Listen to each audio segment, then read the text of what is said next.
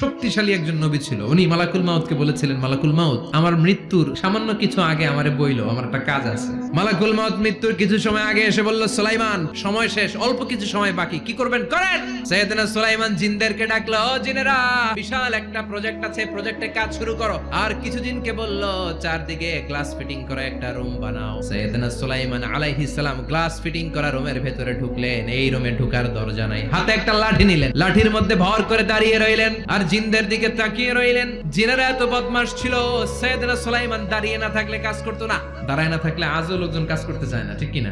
সুলাইমান আলাইহিস সালাম লাঠির মধ্যে ভর দিয়ে দাঁড়িয়ে রইলেন আর বললেন, কাজ করো। জিনেরাও কাজ শুরু করলো। ওদিকে মালাকুল মাউত এসে বলো, সুলাইমান, সময় তো শেষ। সুলাইমান বলে, সমস্যা নাই, রূহ কবজ করো।